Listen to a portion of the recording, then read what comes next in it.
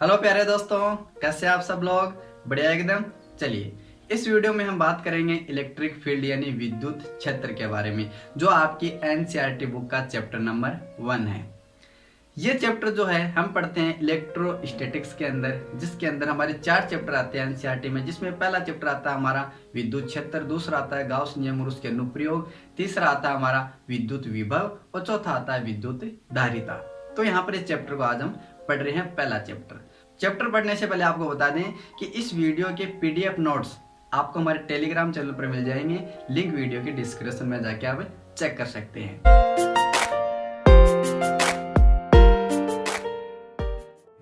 चलिए यहाँ पर समझते हैं कि आप इलेक्ट्रिक फील्ड किसे कहेंगे।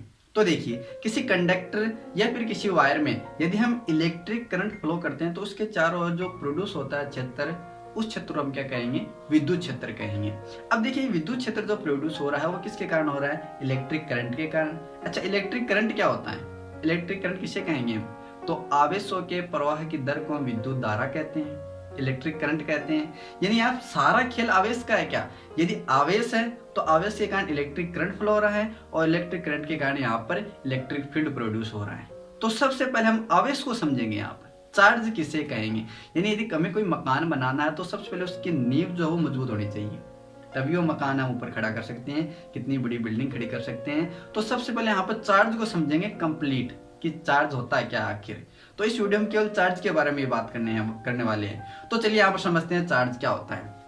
तो देखिए, मैंने चार्ज की यहाँ पर डेफिनेशन लिखी है कि आपका चार्ज जो वो किसी पदार्थ का वह गुण है जिसके कारण पदार्थ में विद्युत और चुंबक के गुण उत्पन्न हो जाते हैं। समझे आप? कि यदि आप आवेश को परिभाषित करना चाहते हो तो क्या कहोगे आप? कि चार्ज जो है वो किसी पदार्थ का गुण है। कैसा? कि वो उस पदार्थ में क्या कर दे, क्या उत्पन्न कर दे? विद्युत और चुंबक के गुण उत्पन्न कर दे, तो हम उसे क्या कहेंगे? चार्ज कहेंगे। अब देखिए, जैसे आप उदाहरण बताऊं आपको कि आपने छोटी क्लास में उदाहरण किया होगा कि आपके पास स्केल है और वो स्केल लेकर जैसे हम बालों में रगड़ते हैं तो स्केल आपकी आवेशित हो जाती है, उस पर चार्ज आ जाते हैं। जैसे हम किसी कागज के टुकड़े को उस पास नजदीक ले जाते हैं तो वो अपनी ओर आकर्षित करती हैं। आपने नॉर्मली प्रैक्टिकल छोटे क्लासों में किया होगा। तो वो होता है हमारा चार्ज। अब देखिए, यहाँ पर चार्ज वो उसके प्रकार की बात करें तो चार्ज हम जानते हैं 2 प्रकार के होते हैं, एक तो पॉजिटिव और एक नेगेटिव। यदि समान चार्ज पास पास रख दें तो क्या होंगे? एक दूसरे से रिपेल होंगे, यानी प्रतिकर्षित होंगे। यदि विपरीत चार्ज एक साथ रख दें तो क्या होंगे? अट्रैक्ट होंगे, एक दूसरे से आकर्षित होंगे। ये हम नॉर्मली बात जानते हैं। तो क्लियर इतना कि चार्ज क्या होता है, समझ में आया? चलिए अब बात करते हैं यहाँ पर चार्ज के मात्रक की, कि इस चार्ज का, इस आवेश का मात्रक क्या होता है। तो इसके बहुत सारे मात्रक है। तो जिसमें पहला मात्रक आता है हमारा एसआई मात्रक, जिसे हम कहेंगे कूलाम। यानी एसआई मात्रक क्या होता है? चार्ज का, आवेश का कूलाम होता है, जिसे हम सी से डिनोट करते हैं। अच्छा, यहाँ पर मात्रक मापने की 11वीं क्लास में आपने पढ़ के आए होंगे।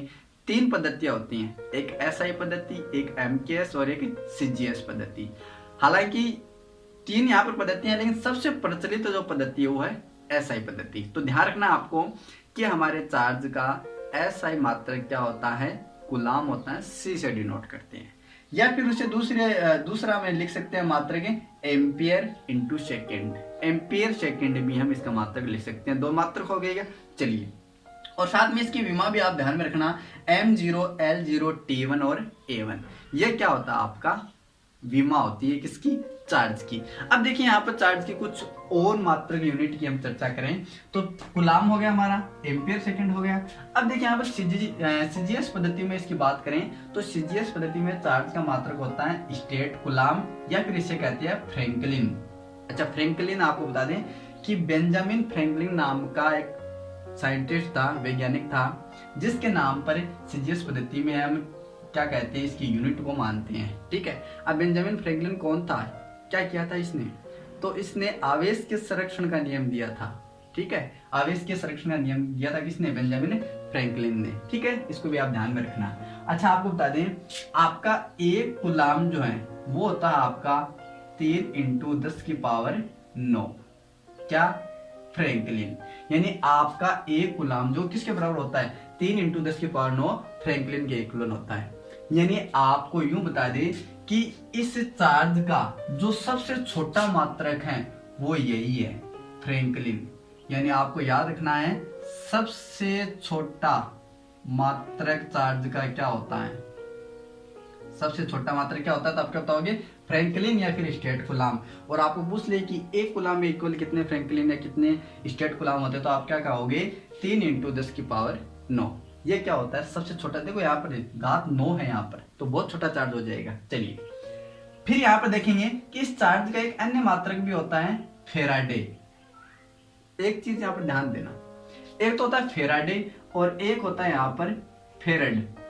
दोनों में यहाँ पर अंतर समझना भी। फेराडे तो मात्रक किसका होता है, चार्ज का मात्रक होता है, और फेरड होता है आपका धारिता का मात्रक। जैसे हम चौथा चैप्टर पढ़ेंगे विद्युत धारिता, उसमें हम पढ़ेंगे तो फेरड किसका मात्रक होता है, धारिता का, जबकि फेराडे किसका होता है, चार्ज का होता है। और आपको बता दें कि फेराडे जो है वो चार्ज का सबसे बड़ा मात्रक होता है। यानी एक फेराडे के इक्वल कितने कूलाम होते हैं, यहाँ पर 96,500 कूलाम होते हैं। यानी आपने यहाँ पर क्या देखा है कितने, यहाँ पर तो सबसे पहले बात करें कि यूनिट की, तो कूलाम, एम्पेयर सेकेंड, और यहाँ पर स्टेट कूलाम या फ्रैंकलिन और फेराडे। अब इसमें ध्यान क्या रखना आपको कि सबसे छोटा मात्रक क्या होता है, किसका, चार्ज का, स्टेट कूलाम या फ्रैंकलिन, और सबसे बड़ा किसका होता है आपका, सबसे बड़ा कौन सा होता है, फेराडे होता है। चलिए अन्य छोटे मात्रकों की हम बात और कर लेते हैं कि आपका 1 माइक्रो कूलाम किसके बराबर होता है, 10⁻⁻6 कूलाम के बराबर। ये भी बहुत सारे छोटे मात्रे का ही। और 1 मिली कूलाम किसके इक्वल होता है आपका, 10⁻³ कूलाम के इक्वल। और 1 नैनो कूलाम, एन से मतलब हो गया नैनो कूलाम, किसके इक्वल होता है, 10⁻⁹ के, ठीक है। और 1 पिको कूलाम किसके इक्वल होता है, 10⁻12 कूलाम के बराबर होता है। ये थे हमारे सारे छोटे मात्रक। और साथ में हम एक बात और कर लेते हैं कि आपका जो चार्ज है वो कैसी राशि है, अदिश राशि। जैसे आप 11th में पढ़ते हो ना कि सदिश और अदिश राशियां कौन सी होती हैं, तो आपका चार्ज कैसी राशि है, अदिश राशि है। तो इतना क्लियर यहाँ तक समझ में आया कि चार्ज क्या होता है।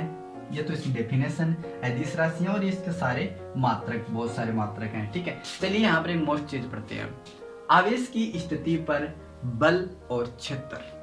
बहुत मोस्ट इंपोर्टेंट टॉपिक है, सारी फिजिक्स समझ में आ जाएगी इससे। तो देखिए यहाँ पर मैंने लिखे आवेश, यहाँ पर 3 आवेश लिखे हैं, क्यू क्यू क्यू, यानी तीनों आवेश यहाँ पर समान है। अब देखिए यदि यहाँ पर आवेश क्यू है, यदि उसका वेग 0 है, आवेश स्थिर अवस्था में है। अच्छा एक चीज में ध्यान रखना कि इलेक्ट्रोस्टैटिक्स के अंदर 4 चैप्टर पढ़ते हैं, यानी इलेक्ट्रोस्टैटिक्स के अंदर जो भी पढ़ेंगे हम स्थिर आवेश के कारण पढ़ेंगे। यहाँ पर आवेश को गति नहीं कराएंगे, मोशन नहीं करेंगे, ठीक है। तो यहाँ पर देखिए यदि वेग 0 है, यानी चार्ज आपका स्थिर अवस्था में कोई मोशन नहीं कर रहा है, कोई वेग नहीं है, उसका कोई गति नहीं कर रहा है, तब उस समय कौन सा क्षेत्र उपलब्ध होगा, इलेक्ट्रिक फील्ड। यहाँ पर कौन सा क्षेत्र क्रिएट होगा, इलेक्ट्रिक फील्ड होगा, केवल विद्युत क्षेत्र क्रिएट होगा यदि वो स्थिर अवस्था में है। तो उस समय लगने वाला बल कौन सा होगा, स्थिर विद्युतीय बल, स्थिर इलेक्ट्रिक फोर्स। आई बात समझ में। तो यहाँ से ध्यान से देखना कि यदि आपका चार्ज स्थिर अवस्था में है, कोई गति नहीं है, कोई उसका वेग नहीं है, तो उस समय कौन सा क्षेत्र उत्पन्न होगा, केवल और केवल विद्युत क्षेत्र। और उस पर बल कौन सा लगेगा, स्थिर वैद्युतिक बल। आई बात समझ में। आगे देखिए यदि आपका चार्ज नॉट इक्वल 0 है, यानी 0 के समान नहीं है, मतलब वो वेग कर रहा है। अब वेग कर रहा है, कैसा वेग कर रहा है, एक समान वेग कर रहा है। यदि वो वेग कर रहा है एक समान वेग, तब उस समय क्या होगा, उसमें 2 तरह के क्षेत्र उत्पन्न होंगे, एक तो विद्युत क्षेत्र और एक चुंबकीय क्षेत्र। आई बात समझ में। एक तो यहाँ पर इलेक्ट्रिक फील्ड और एक मैग्नेटिक फील्ड। और इस समय लगने वाला बल क्या होगा, आपका EMF बल होगा, यानी इलेक्ट्रोमैग्नेटिक फोर्स लगेगा। आई बात समझ में। तीसरी कंडीशन में देखिए यदि यहाँ पर वेग नॉट इक्वल तो 0 है, यानी वेग तो यहाँ पर कर रहा है आपका आवेश, लेकिन यहाँ पर वेग कैसा है, असमान वेग है। यदि असमान वेग है तब क्या होगा, विद्युत क्षेत्र उत्पन्न होगा, चुंबकीय क्षेत्र उत्पन्न होगा। तीसरा साथ में क्या होगा कि विकिरण ऊर्जा का भी क्या होगा, उत्सर्जन होगा। ये चीज आपको ध्यान रखनी है। और इस समय भी जो लगने वाला बल है वो सेम ही रहेगा, EMF इलेक्ट्रोमैग्नेटिक बल, यहाँ पर फोर्स रहेगा, ठीक है। तो ये थी कुछ स्पेशल कंडीशन के बारे में। तो अब यहाँ पर हम पढ़ेंगे तो यहाँ पर केवल इसी को लेके पढ़ेंगे, यानी आपका आवेश क्या है, स्थिर है, केवल विद्युत क्षेत्र क्रिएट होगा और यहाँ पर लगने वाला बल कैसा होगा, स्थिर विद्युत के बल होगा। तो ये बात की हमने पूरी चार्ज के बारे में। चलिए अब समझते हैं दोस्तों कि आपको कह दें कि 1 कूलाम आवेश में आपके इलेक्ट्रॉन की संख्या बताओ कितनी है। ठीक है, क्या लिखा है मैंने कि आपको कह दें कि 1 कूलाम आवेश में इलेक्ट्रॉन की संख्या कितनी है बताओ। ठीक है, तो कैसे निकालोगे यहाँ पर देखना। अब आपका जो इलेक्ट्रॉन की संख्या है किसी भी कंडक्टर पर या फिर किसी भी वायर पर, तो इलेक्ट्रॉन की संख्या उसको कैसे लिखते हो आप, Q = Ne। Q क्या है यहाँ पर, चार्ज है, और कितने चार्ज है किसी भी कंडक्टर पर या चालक पर, तो Ne। N क्या है यहाँ पर इलेक्ट्रॉन की संख्या और E क्या आपका इलेक्ट्रॉन है। चलिए यहाँ पर ज्ञात क्या करना है आपको, इलेक्ट्रॉन की संख्या, तो N यहाँ पर आपको ज्ञात करना है। तो N = क्या आ जाएगा आपके पास, N = Q/E आ जाएगा। चलिए यहाँ पर देखिए अब N = Q, Q क्या है यहाँ पर आवेश, और आवेश आपको कितना दिया है 1 कूलाम, तो ये आ गया 1। अब बात करते हैं यहाँ पर इलेक्ट्रॉन की।